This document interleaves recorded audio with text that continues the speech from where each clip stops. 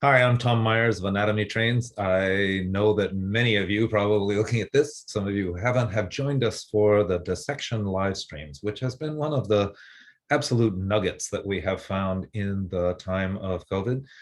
We are allowed to present dissection live stream. You don't have to pick up and come to our laboratory in Boulder, but you will get a master dissector opening up the fascial system and showing you our insides.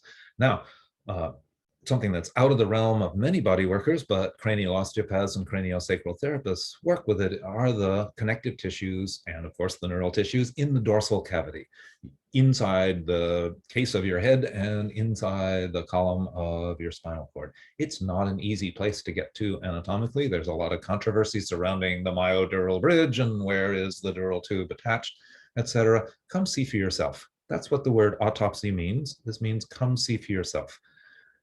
Todd Garcia, who is our dissector at the laboratory in Boulder, is so brilliant at what he does, and particularly in this domain.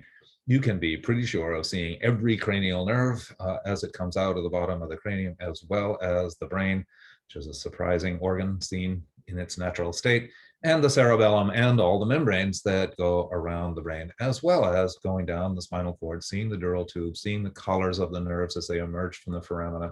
This is an amazing journey into the dorsal cavity and the fascia and the nerves that inhabit that dorsal cavity. I hope you'll come along with us. Todd, as I say, is a master dissector and gives you that view. And I'll be offering color commentary as we go through the very strange but very interesting structures of the dorsal cavity.